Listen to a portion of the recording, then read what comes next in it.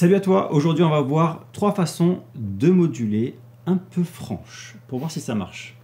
Ça va? En fait, ce que je voulais faire dans cette vidéo, c'est de voir un peu des façons un peu énervées de passer d'un registre à un autre en fait. Voir un peu ce qu'on peut faire qui sonne et qui sonne bien en fait. Est-ce qu'on peut faire tout ce qu'on veut ou pas forcément? Ouais, l'idée ce serait donc, si je comprends bien, de t'affranchir le plus possible des règles, des coutumes, on va dire, de modulation. Voilà. De façon... On balance tout. Voilà, on va pas faire des petits 2-5 tout jazzy et tout, on va vraiment moduler, on y va quoi. Est-ce que ça peut marcher? Déjà, base sur la modulation, c'est un changement de tonalité. Bon voilà, la base sur la modulation, c'est ça, démerdez-vous pour ceux qui ne comprennent pas. Mais en gros, voilà, c'est quand même important de comprendre un peu. On passe d'un climat à un autre. La bonne modulation, c'est d'arriver à faire en sorte qu'on s'en rende quasiment même pas compte. Qu'il se passe des choses, mais que ça soit subtil. Et la modulation que j'aimerais qu'on fasse là, c'est celle où on pète tout, quoi. C'est ça, on en revient à la règle, c'est qu'il n'y a pas de règle. Voilà. Là, on casse vraiment le truc et on y va. Donc c'est un peu punk comme démarche là. Complètement, c'est quelque chose qu'on retrouve dans la musique souvent. On le retrouve par exemple, je pense, au groupe de pop-punk des années 2000. Tu sais, tous les Sum 41, les Blink-182, tout ça, les trucs comme ça, où en fait, les Green Day, où tu fais le dernier refrain, allez, on prend un ton. Pourquoi? Parce qu'on peut. Et voilà, parce qu'on a envie. Donc première méthode, prendre un ton.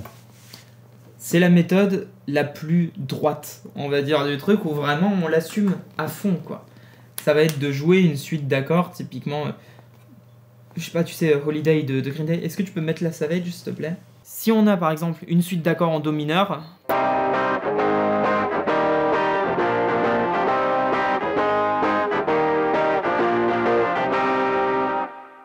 toute ressemblance avec un morceau de Green Day est purement fortuite, bien évidemment. Cette suite d'accords, on peut vraiment prendre le truc le plus simple du monde et la monter d'un demi-ton, la descendre d'un ton, faire ce qu'on veut pour donner plus d'épaisseur, effectivement, à un dernier refrain, à une partie, à un pont ou quoi. Ouais. C'est vu assez souvent. Typiquement, ça donnerait...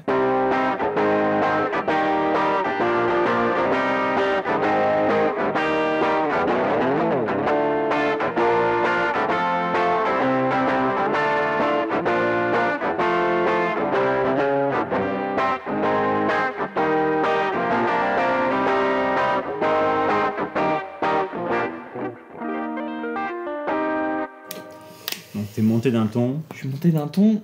Tout simplement. Tout simplement. Rien de plus, rien de moins. Alors là, pour le coup, j'ai réutilisé simplement mes formes d'accords 2 cases plus haut. Ça donne quoi, selon toi, dans le morceau? Ça donne un peu de... Ça élève. Ouais, ça élève le truc, parce que d'un coup, ça donne un élan de renouveau, notamment quand il s'agit d'un 3 ou 4e refrain, ça commence à faire beaucoup. Ouais. Paf! D'un coup, ça relance l'intérêt, et en live, ça marche très très bien, parce que tu accroches l'oreille du spectateur, de l'auditeur, de façon à ce qu'il ait donc ce regain d'intérêt envers toi, et que ça relance son attention, son cœur, et d'un coup, paf! Il se passe quelque chose, ça va où, tu vois, on sait pas.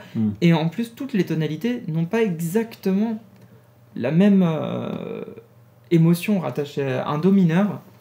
Ça, c'est Jacob Collier en parle très bien. Un Do mineur où n'a pas exactement la même consonance qu'un Mi bémol mineur. Pas exactement la même émotion. Fort bien, on peut complètement rattacher des choses à ça. Typiquement, il est communément admis que le Ré majeur est la plus lumineuse des tonalités. C'est assez souvent ce qui ressort. Pourquoi pas? Après, en fait, chacun a bien ses goûts, mais voilà. L'idée, c'est que là, en montant...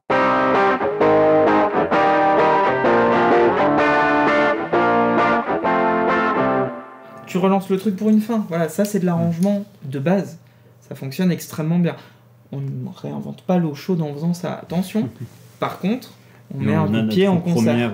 Voilà, on a une première modulation, et la deuxième, ce serait quoi? On a complètement le droit. L'aigle noir de Barbara passe son temps à bouger de tonalité. Hein. C'est plus fin. Et voilà. Ça marche du coup, simplement, tu vois, si je faisais une boucle, hop, il faudrait effectivement que là, j'aille chercher donc, à simplement changer ma position, quoi.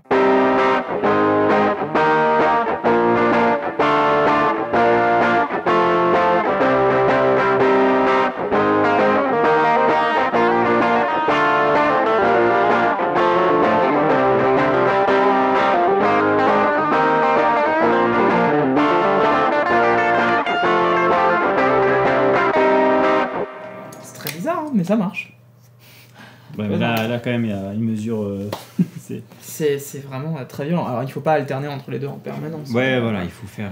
C'est pas la girouette, Non, c'est un moment du morceau, après tu. Là, forcément. Bon, une deuxième manière de faire maintenant. Quelque chose d'un petit peu plus fin. Un petit peu plus fin, ok. Une deuxième manière de faire, un peu rock'n'roll, ça va être d'avoir une modulation dans une tonalité parallèle. Typiquement, on était en do mineur. On va se mettre en do majeur là pour cet exemple-ci. D'accord. On va prendre la suite suivante. Do majeur, sol et fa. Tu vois, un truc comme ça. Ou même tiens, on va le prendre en binaire parce qu'on est...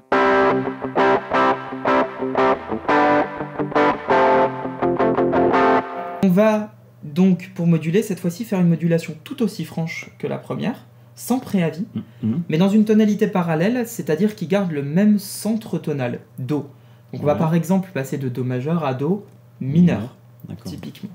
On va donc utiliser deux accords issus de Do mineur pour ça, comme par exemple La bémol majeur et Si bémol. Ça va nous donner...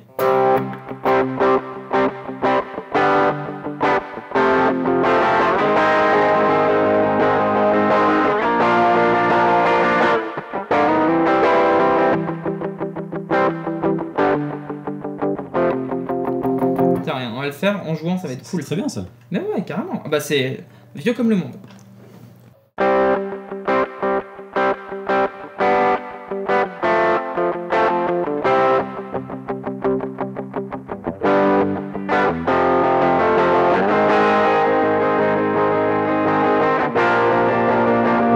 Et Do... On le refait.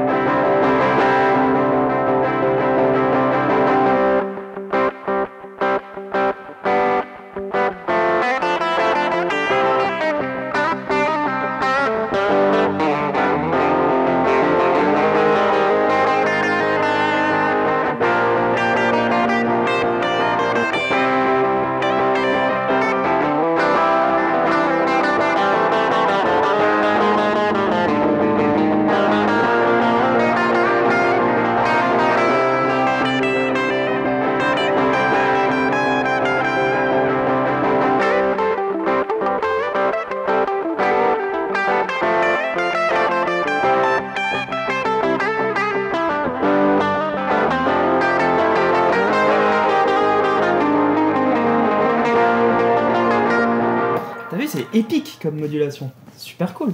Mais ouais, c'est ça que je te demandais. Super cool. Et là, t'as fait ça, modulation parallèle. C'est une modulation dans une tonalité parallèle. C'est en l'occurrence assez modal comme truc, puisqu'on est passé de Do majeur à Do mineur, tout bêtement. Avec, t'as pris les mêmes... c'est un emprunt modal. Ouais. Voilà, j'ai pas pris les mêmes cadences, non. J'ai pris des accords différents. J'ai pas besoin de prendre la même cadence. Rien ne m'empêche de changer. Absolument rien, et d'ailleurs c'est mieux comme ça. En l'occurrence. Là, il n'y a pas eu de préavis, il n'y a pas eu de 5e degré de transition, ou quoi, c'est... On y va, fin de l'histoire. C'est super cool. C'est vu dans des milliards de morceaux. Typiquement, John Mayer, quand il nous fait Gravity. Sol majeur. Tout va bien. Avec le...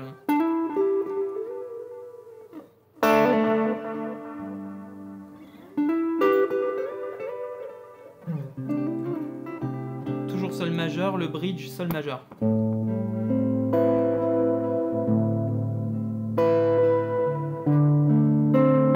Et là, la fin, Sol mineur.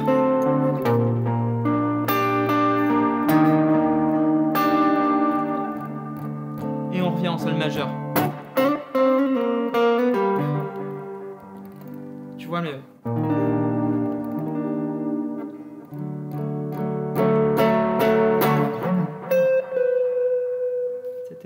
Super joli comme truc. Ah ouais. Super cool. Autre modulation classique dans un morceau. Best Part, par exemple, de Daniel César et Her. Le truc est en Ré majeur. Paf, Ré mixolydien. Paf, Ré mineur.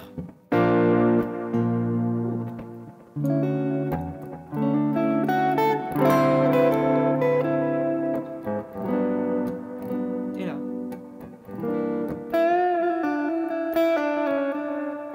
Tu vois, pourquoi pas? C'est très joli.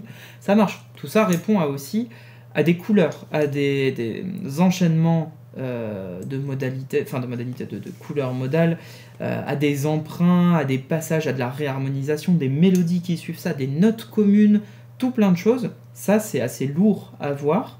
C'est passionnant pour autant.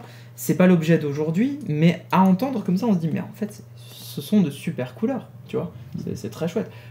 J'ai oublié le plus grand exemple de tous les temps. Tu peux m'enlever la savette, s'il te plaît? C'est le plus grand exemple de tous les temps, quand même, de passer de mineur à majeur, dans l'autre sens, cette fois-ci.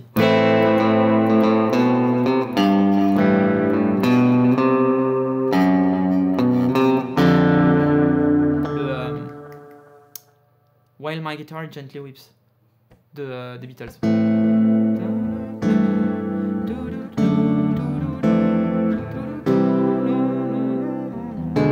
sais plus, il a gagné puis là.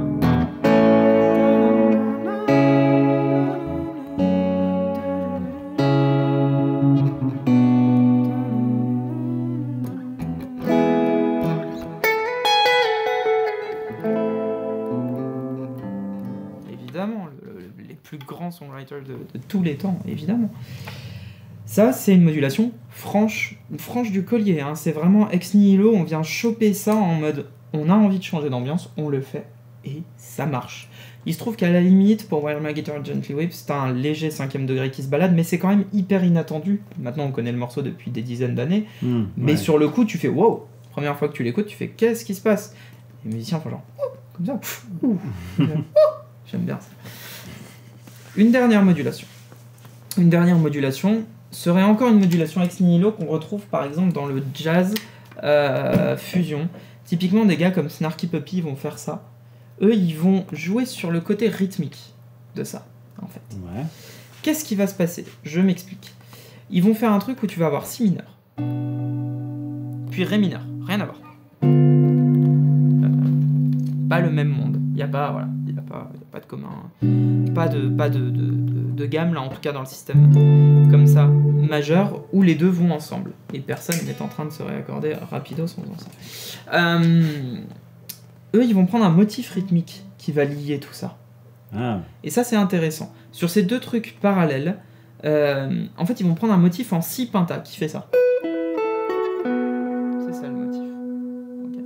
Si mineur.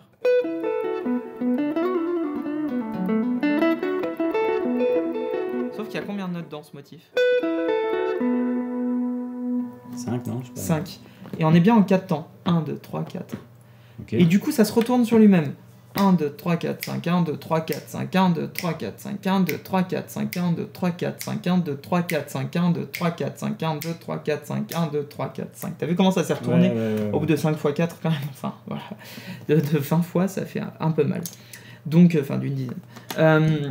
Ce qui se passe, c'est que du coup, ils vont faire ça sur le Si mineur et sur le Ré mineur. Ils vont adapter ça à un Ré mineur. Juste une note qui change entre les deux. D'accord. Mais sauf que vu que c'est en 5 pour 4, enfin 5 pour 4, non, c'est un pattern de 5 double croche, bref, qui se mange comme ça, lui-même qui se retourne. Ce qui se passe, tu vas voir, je vais te jouer les accords. Ouais. La ligne de basse est très simple, elle est très belle et très groovy, mais elle est un peu droite. Derrière, par contre, les accords sont là, il n'y a pas de souci. Ce qui va se passer, c'est vraiment ce côté extrêmement envoûtant du truc qui va faire passer la modulation comme ça, en fait. Alors comme ça, on entend qu'il se passe quelque chose, mais t'es dans une transe, en fait. C'est hyper impressionnant. Ce qui va se passer, c'est que du coup, je vais jouer ces deux accords. Je vais juste noter le rythme de manière un peu franche, parce que du coup, là, il n'y a pas de batterie derrière qui me donne le truc. Mais bon, voilà, ça va me faire...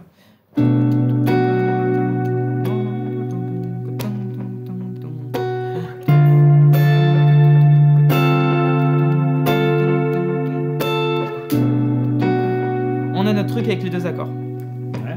Et là, on va faire 1, 2, 3, 4, 5, 1, 2, 3, 4, 5, 1, 2, 3, 4, 5, 1, 2, 3, 4, 5, 1, 2, 3. Et ça donne ce truc magnifique.